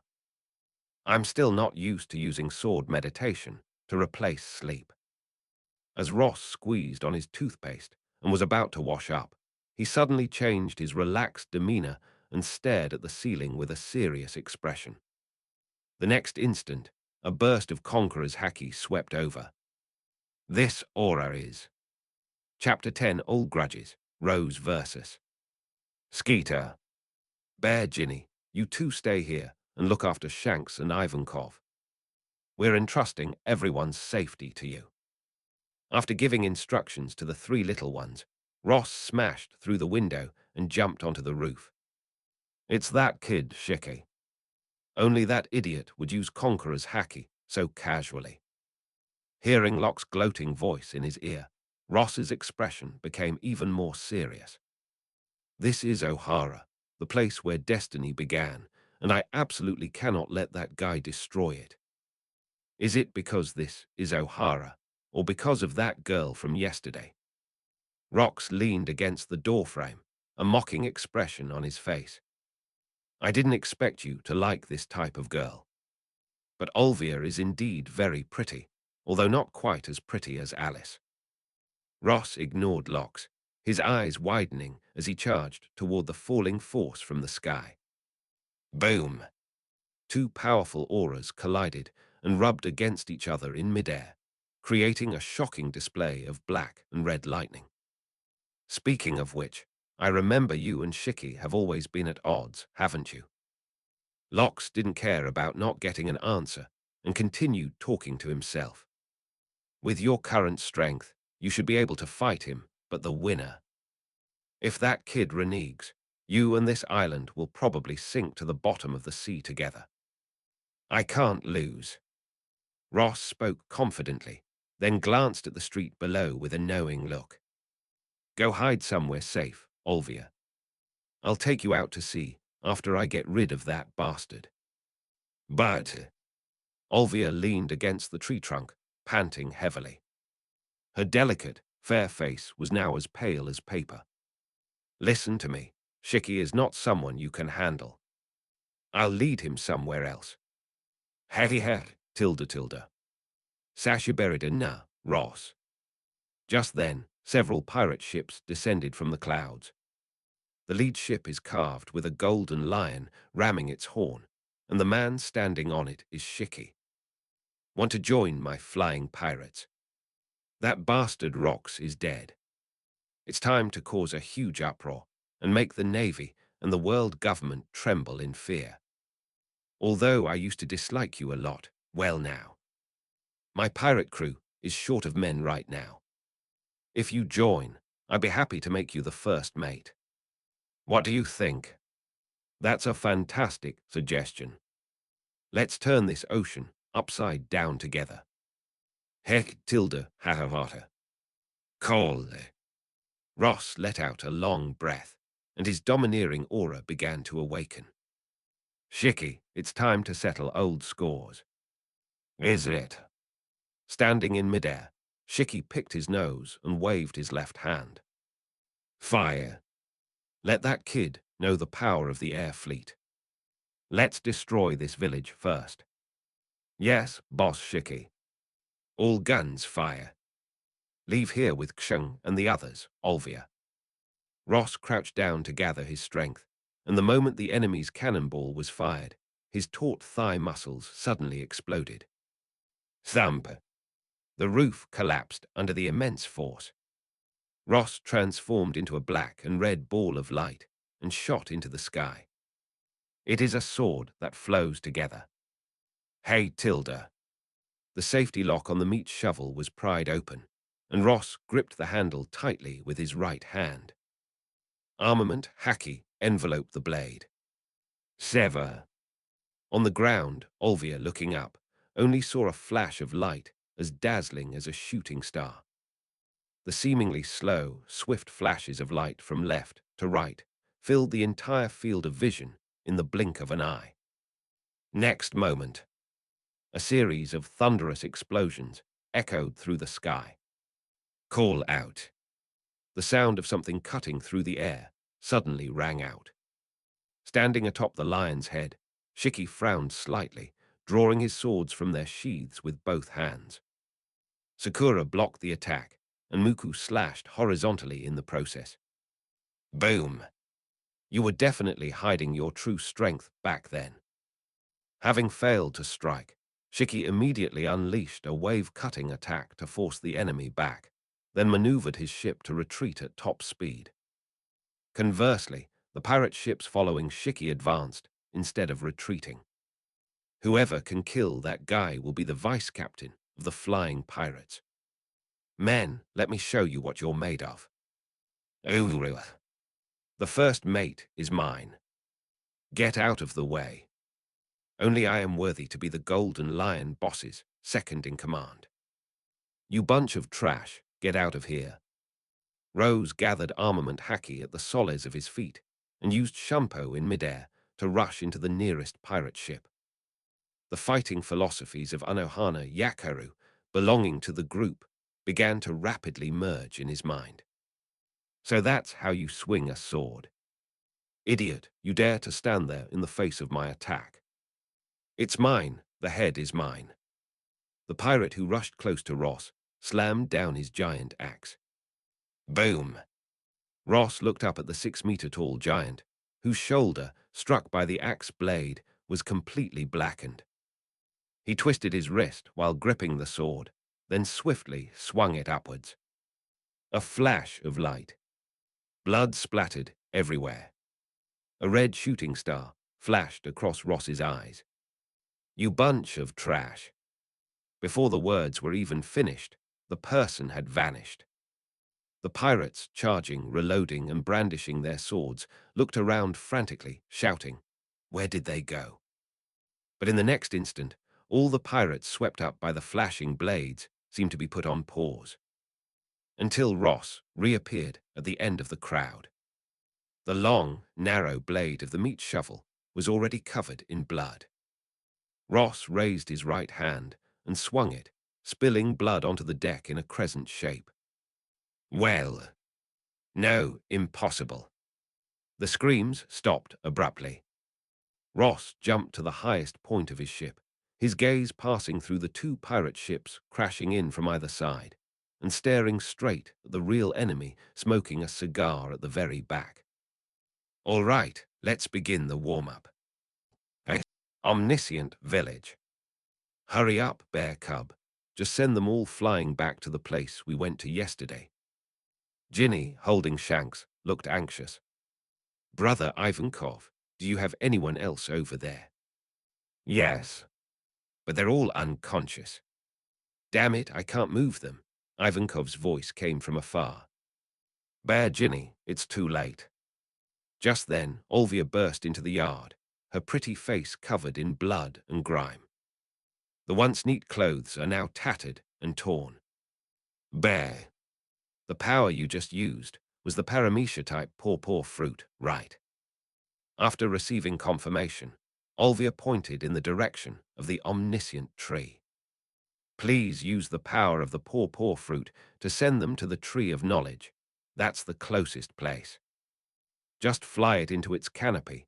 That place is much safer than the village. I see. Xiang wiped the sweat from his forehead, his expression resolute. I'll speed things up. I absolutely won't let any innocent people die here. Meanwhile, the sky battlefield. The wrecked ship fragments began to fall to the ground, mixed with the corpses of humans, merfolk, and some long-armed creatures. Page 10. That guy.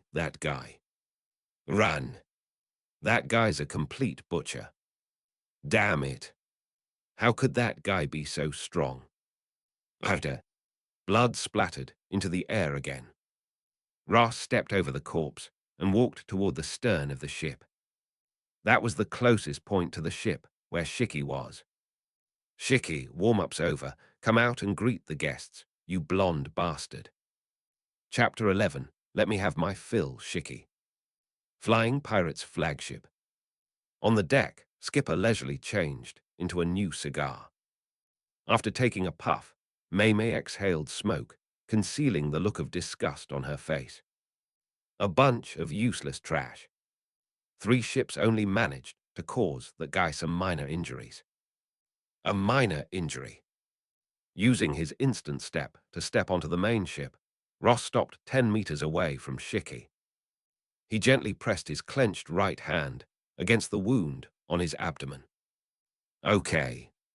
Shiki frowned, noticing something was amiss. When did this kid learn a new ability again. This treatment method had never been used before. You've really hidden a lot of things. Your killing sword techniques, your recovery methods, and even your conqueror's haki. If Rox were still alive, he would surely execute a traitor like you who shirks his duties, wouldn't he? I won't, but Ross, shouldn't you explain to me afterwards what happened with the workshop where I was imprisoned? Inside the Zanpakuto workshop, Rock's voice reached Ross's ears. And don't forget Alice and Teach, they're the most important.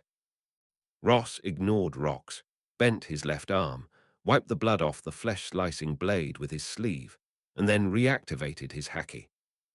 Hidden. Shiki, you're about to see more things that will change your life. With a sinister grin, he took a step forward, and the sound of the wooden planks exploding with overwhelming force rang out. Shiki instinctively tilted his head back. The next moment, the sharp, gleaming blade flashed, precisely slicing open the front half of the cigar. Damn it, this cigar of mine is worth 100,000 berries. Spitting out the cigar butt from his mouth, Shiki roared and unleashed a full-force attack. Slash wave. The flying slash that extends from Sakura 10 expands and deforms at a speed visible to the naked eye. But after seeing Ross's actions, Shiki's expression changed drastically. This domineering way of using it. Ross looked at Shiki through the flying slash and then unleashed a powerful, imposing slash from afar. The cannonball-shaped sword energy, tens of meters in diameter, detached from the sword and collided with the golden lion's flying slash. Hey, are you kidding me? Why do you know this kind of sword technique? You ask me why. Ross raised one eyebrow, the fleshy back of the knife lightly tapping against his shoulder. Bleach, Mark of the Gods, Ritsu Anohana. Current resonance level, 30%. Resonance reaches 30%, imprint upgraded, obtains the Hadoku memory. Anohana Ritsu, and the healing power of the return to the path is slightly enhanced. Mark effects, silver. Life perception, return to the path, sword Dao enlightenment, Shikai Kaido. The way of the ghosts. While chatting with Shiki to buy time, Ross digested the sudden appearance of Kaido memories. You've rested well too, haven't you? Suddenly, Shiki's serious expression vanished, replaced by his usual arrogant smile.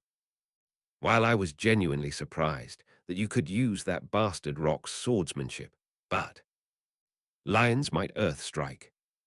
The massive ship instantly transformed, the wooden planks and metal merging into giant lion heads roaring to the sky.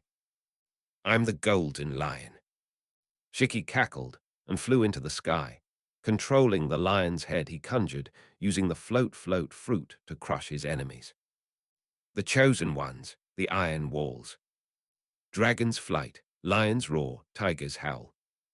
The solemn chant carried far, and Ross raised his right hand, which held the knife. Binding path no. 81, severing the void. Rose frowned slightly as he sensed the rate at which his domineering aura was being depleted. As expected, advanced techniques are not suitable for me right now. The Kaido techniques, such as Hardo and Kaido, originally consumed the spiritual energy from the Bleach anime. The problem lies precisely here. The world of One Piece doesn't have the concept of spirit particles. As an alternative energy source, armament haki, which can be strengthened through training, becomes the best choice. You dare to lose focus while fighting me. Looks like I've been underestimated. Ross's expression changed drastically when he heard Shiki's voice coming from behind him. He hurriedly suppressed the thoughts about the Hakudo, a type of magical path, in his mind. But it was too late to turn around and defend at that moment. A sharp pain struck instantly. Ross felt a tremendous force attack from behind, shattering the hastily wrapped domineering defense and sending him flying. Shiki stopped and began swinging the knife in his hands. Lion Senkaria.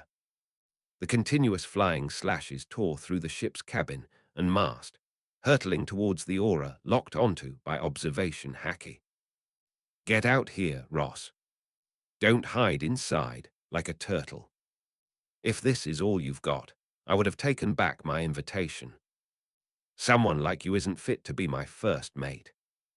No sooner had he finished speaking than the smoke and dust from the collapsed building suddenly parted to create a passage. The cannonball-like flying slash came at an extremely fast speed. As expected, it's that guy Rock's swordsmanship. Shiki held his breath, making no attempt to dodge. He wanted to experience the sensation of this slash firsthand. Only by trying it yourself can you know whether that kid is just imitating or has truly mastered the essence. Thump!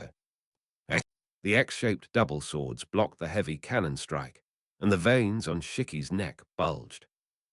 He was propelled by the sword energy and slid backward toward the ramming horn. Da-da-da. The sound of hurried running approached, and Shiki's eyes shifted to the right. Sakura immediately swung her sword. The clanging sounds of swords clashing echoed through the air. The fourth stage of destruction. As Shiki saw the enemy's finger pointing at him from afar, he was about to make a sarcastic remark when a chilling sense of crisis suddenly rose in his heart. By lay. A streak of lightning grazed past his side as Shiki gasped for breath, his pupils, now shrunken to pinpoints, flashing with the terror of surviving a close call. He is now extremely grateful that he did not show off. If he hadn't dodged, the lightning bolt would have hit his eyes. Did it miss? Tusker. Ross used the force of Shiki's slash to retreat, and casually unleashed several small, cannonball-like flying slashes. Where did you learn all these weird moves? Hey, Ross, you never said you could do that kind of attack. Shiki's voice and Rock's voice rang out at the same time. A domineering bolt of lightning. If I hadn't dodged it in time, that would have been enough to seriously injure me, wouldn't it? Seeing Shiki get serious, Ross felt a strange sense of excitement rising within him. He suddenly had a feeling.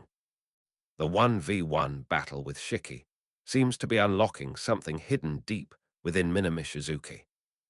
This thing belongs to both myself and to Anohana Yakeru. It is a shared memory and instinct among them. Puff! Shiki looked astonished to see that his probing attack had actually hit. Did it? Hit the target. Ross ignored the wounds in his chest and abdomen. Everything in his field of vision vanished at that moment. The only one who exists is the one to fight, Shiki the Golden Lion. Let me enjoy myself.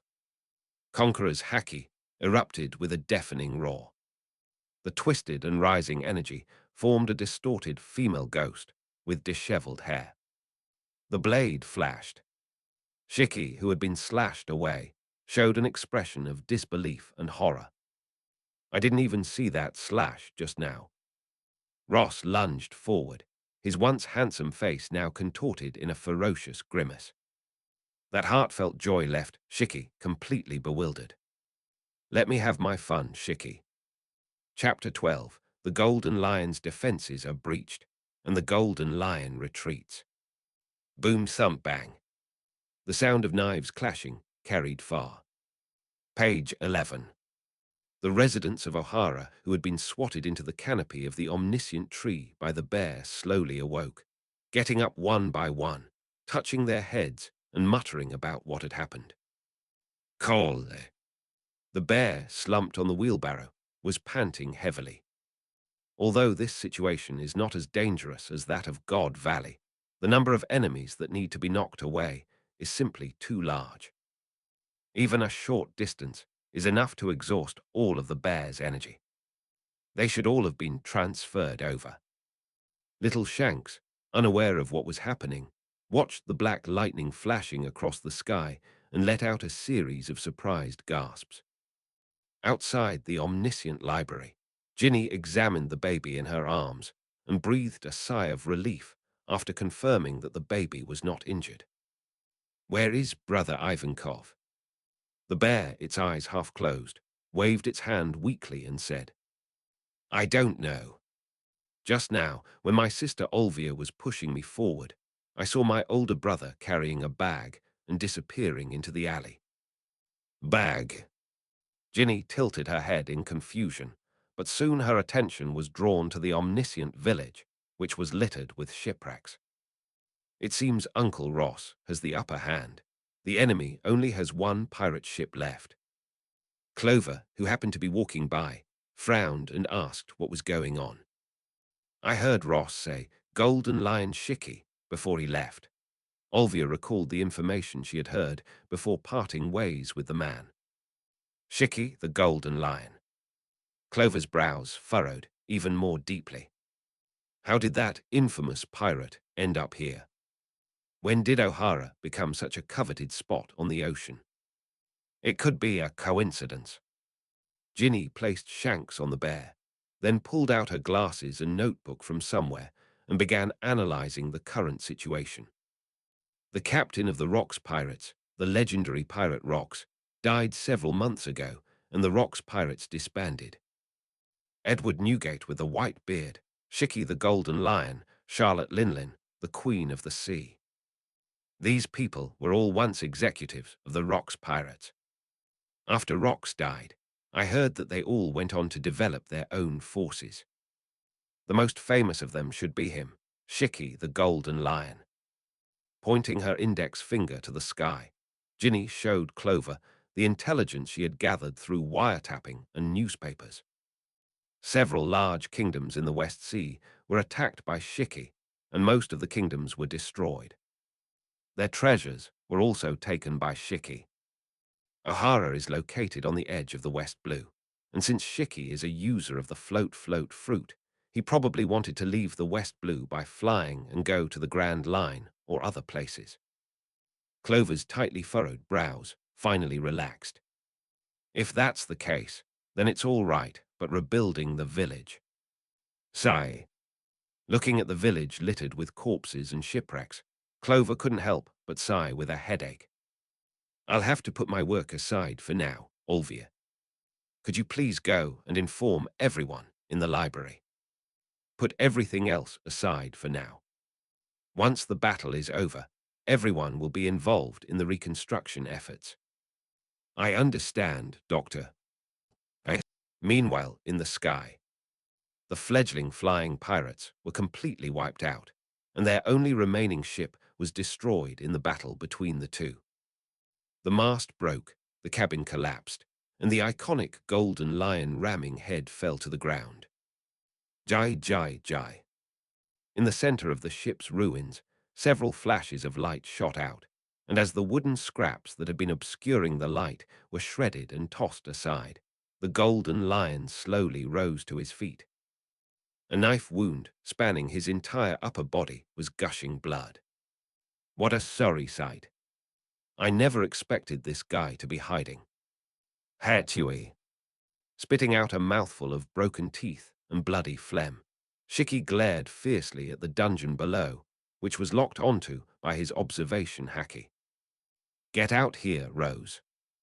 Ross responded quickly, his heavy cannons slashing upwards, breaking through the ship and heading straight for the enemy. With a powerful aura, Sakura 10 slammed downwards. With a low shout from Shiki, the heavy cannon slash was sent flying diagonally downwards, creating a crater in the ground not far from the omniscient tree. Da da da. The footsteps were heavy, accompanied by several heavy breaths. By the time Ross stepped onto the deck and confronted the Golden Lion again, his wounds had already healed. Shiki's lips twitched. "Hey, are you trying to cheat me, kid?" After catching his breath, Ross straightened up and gave Skeeter a mocking smile. "This is how doctors fight. If you're unhappy, you can find a doctor to heal your wounds." "All right, let's begin round 3, Skissen Tilda." The third round. Shiki grumbled and backed away, muttering some unintelligible slang from the land of the wilds. That's enough for today. I don't want to fight a coward like you anymore. Not just today. I don't want to do it again either. I'm taking back my invitation to join the flying pirates. You bastard, you only deserve to hide in a dark ditch. Watching the golden lion disappear into the distance, Ross did not give chase, quietly withdrawing the last bit of his domineering aura. This is the first time I've ever seen Shiki look like this. Inside the Zanpakuto workshop, Rox chuckled gloatingly. This kid's lost his temper. He's always the one who cheats, but I never expected to run into someone even more shameless than him today. Ross could only respond with a wry smile to Rox's teasing. His armament haki was almost completely depleted. He could still use Conqueror's haki, but without the support of armament haki, he would inevitably be at a disadvantage in combat. Returning to the Dao requires armament haki, Kaido requires armament haki, Shunpo requires armament haki. It's fortunate that it's Minazuki. If it were another Zanpakuto, its Shikai and Bankai would require additional armament haki. The road to becoming stronger is long and arduous. Roxanne Tilda. Ross was about to sit down and rest when he suddenly sensed something was wrong. Hey, Tilda, the final gift is for this little island. From afar came the golden lion's eerie laughter. Viper. Oops. That bastard, golden lion. Ross's expression changed slightly. His and Shiki's battlefield happened to be right above the omniscient tree. Even if it's not directly above, it won't be too far off. The Flying Pirates flagship is a large three-masted sailing ship. If that were to hit... Hateful. Without taking a break, Ross gripped the fleshy shovel again and sprinted out of the ship. While in midair, the limited amount of armament haki gathered at the soles of his feet and then quietly released. Using his instant step, Ross arrived at the lower right of the pirate ship. He used his left thumb to unlock the safety lock, and his right hand gripped the hilt tightly. The last of his armament, haki, and the re-emerging Conqueror's haki condensed together on the blade. Cheers! A furious shout. Below, Clover, Ginny, and the others only heard a furious shout filled with a killing intent, followed by an X-shaped flash of light that filled their field of vision. Cross/. Buzz. The downward trajectory of the shattered pirate ship paused for a moment, and then it broke into 4 pieces in the next instant. Not enough.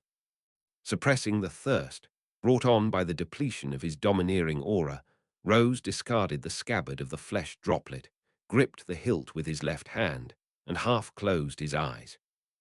He abandoned armament haki and focused all his energy on gathering Conqueror's haki. 3 seconds later, the raised katana slashed down towards the sky in front of him. The air shield formed by the heavy cannon strike flew towards the 4 pieces of the shattered pirate ship. It exploded suddenly when it reached the center, and the resulting secondary shockwave completely changed the trajectory of the ship's wreckage.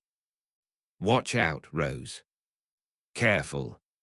Ross thought the golden lion had returned, but when his shaky vision focused, he saw a katana gleaming with cold light fly out of the cabin. It flew straight towards us. Sweet. Rose. Chapter 13, Unexpected Gain. Paramecia-type quick/fruit. Wild Sun unlocked. Whoosh, boom, boom, boom. On the ground, watching the meteor that had smashed through the canopy of the omniscient tree, Olvia disregarded the danger and ran towards the crash site as fast as she could. Perhaps it was the rapid movement or some other reason. Olvia had never felt her heart beating so fast. You must be safe and sound. We just made a promise yesterday to go find the historical inscription stone together. If you die here, if you... The girl's anxious murmurs were carried away by the wind. When Olvia arrived, she didn't see Ross, but a one-eyed manta ray that kept chewing. Tilda, chewing. Olvia. What the hell is this thing? How did sea kings end up on land? And many more. Eh, eh, you bastard, spit out Mr. Ross. That's not food, you stupid, despicable and strange sea king. 3. Pshaw Tilda. Phew, I almost died. Luckily, the medical skills are superb. Rose, now fully recovered,